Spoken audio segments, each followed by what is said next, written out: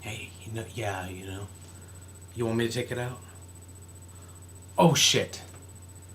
I'm sorry. Been in my books, not my live webcam show. Sometimes I get confused. I have to make money somehow. The books don't sell that well. Um,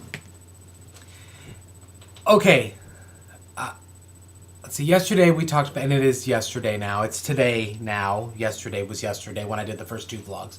Um, and vlogs take a long time to upload. I don't know if you people know that. They're pretty miserable things. But it's daylight now, so I have some better lighting. And I've picked out a sex scene for you because I know you nasty pervs like that. It's all right.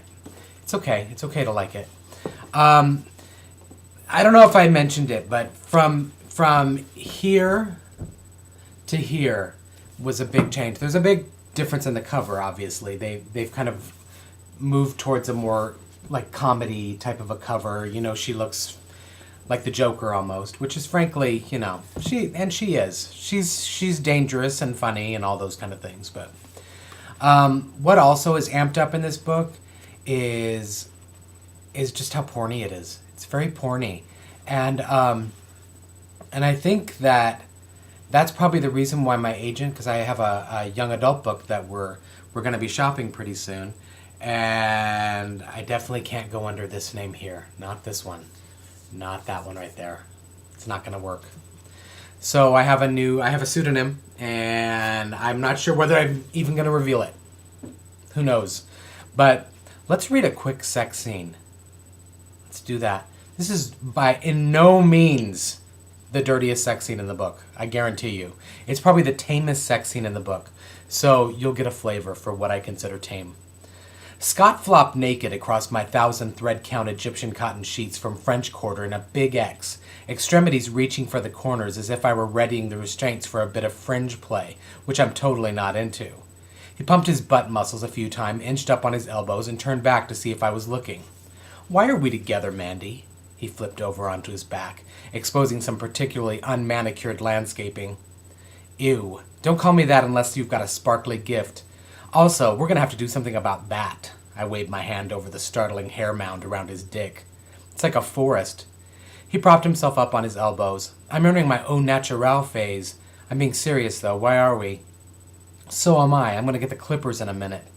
He let out a frustrated grumble. I spun back around. "Okay." I had to think. Usually not a good sign, but I was in no mood for an escalation, so I opted for diplomatic. "Let's see. You're super hot and completely obsessed with me in an unhealthy way?" Scott's face screwed up quizzically.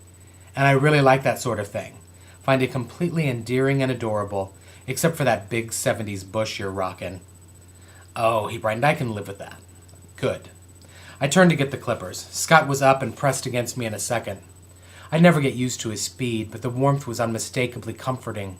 He nuzzled the back of my neck and inhaled in long, deep lungfuls.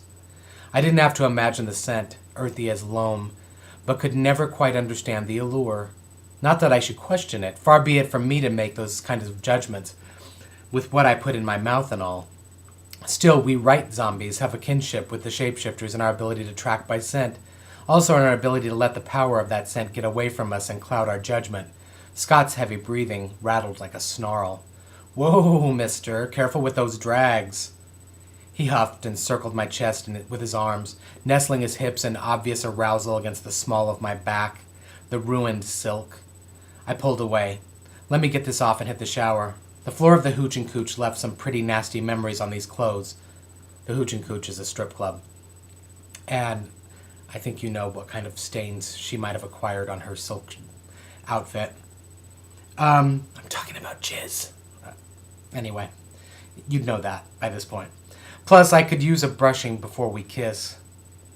I turned to see his eyes flinch, probably recalling of the trickle of prostitute running from the corner of my lip. He let me go, sneering a bit. She had just eaten a prostitute. "Let it go." It wasn't a full minute before he abandoned the repellent thoughts and slunk into a cloud of steam billowing from the walk-in shower. "You mind?" Scott dipped past me and reached for the body wash, and snagged the cap on the edge of his teeth and flipped it open. In an attempt to do uber sexy gone horribly geeky, still it was better than, "I'm gonna slip this all over." "Nope." I pressed a finger to his lips. "Remember?" He nodded, his lips parting a bit. I slid my finger inside and he sucked on it. Goofy fucker. Wash my back, lover. Had to give it up for the guy. As goofy as he came off, he was amenable to change. He started out as the filthiest kind of porno-talking bed buddy, and with the odd bit of backsliding here and there, had turned into a pretty thoughtful lover. Occasionally it was hard work weaning him of the habit. A pinch would suffice after a slip like, "I'm gonna take you like a six-pack." A hard pinch, sure, and it'd leave a bruise, but he healed quick. So. We still had to work on keeping our paranormal selves in check. After all, sex isn't my only need, and the smell of hot blood flowing through Scott sparked my hunger to feed, just as much as the adrenaline pumping through him triggered his urge to shift into a big, hulking canine. No matter how cute Scott was, human or wolf-like, I had no intention of getting locked up with him and having to call in the Reapers to separate us. 'Cause, ew, seriously. Some coffee. I'm talking about dog sex. That's not even cool this early in the morning. We kept it under control for the most part. Took a lot of focus. But the effort was definitely worth it. Even then, I was reaping the benefits of pushing down my nature. Scott's soapy fingers danced up either side of my spine, languorously manipulating the tension from my back, kneading their way up to my shoulders and pressuring my neck to release and give in to their command. Snaking around to meet my gaze, he pressed his lips to mine, his tongue darting in playfully before he pulled away and sank slowly to his knees, trailing kisses down my throat, the soft hollow between my breasts. A rare warmth crept from my core, and yet I couldn't allow my breath to go unmanaged. No more panting uncontrollably with each wave of sensation, lest the tendrils of viral smoke creep out in search of a host. I pushed the thoughts from my head and focused on Scott's playful nips on my thighs. His hands followed the slim curves of my ass and spread my cheeks playfully, daring, until I tensed and his shoulders shook with a few laughs. He laid a row of kisses down either thigh, before narrowing his intent and pressing his tongue against my folds, searching them, lapping at the hot water that streamed there, thumping a gentle rhythm against my engorging clit. You know that moment when gentleness gives way to animal urges, where the tide turns from being satisfied with a kiss to needing raw flesh pressed against the whole of your body? It's my experience, and I'm not going to kid myself. I've been around. It's like a switch in men. They get to a point where it's too much to hold back, and they surge. Scott surged then. Oh, I had to stop reading that sex scene. I have a visitor. That's my Smokey. He's our puppy. He's actually the youngest. He's younger than Yoda. Way younger. Yoda's like 6 years old. This one's only two and a half. You do my Smokey. My Smokey. Anyway, that's him. It's for the Team Smokey fans. So, there you go.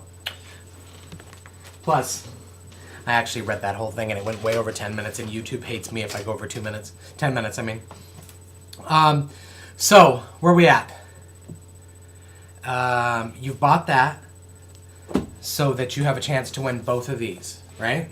That's how this is going to go. And then other prizes too. And I'm sure more. I need to figure it out. We got the diapers, all this stuff. Anyway, I really hate to talk about the issues that got the series in the mess that it is now, because I think I've become really morose and dull, and it's just kind of uncomfortable to speak about the possible end of a series like this, particularly one that you had planned to move on. I talked about an arc in another interview, and the arc actually goes past the third book. So the one I had planned anyway. I mean, it's fairly wrapped up in battle, so if the series does end, which I hope it doesn't, that'll be up to the readers, but if it does, I mean, there's a chance that you might see Gil in the future. That's a little secret tidbit, but we'll see how that goes.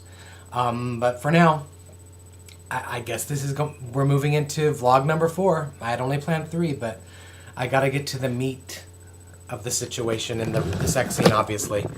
So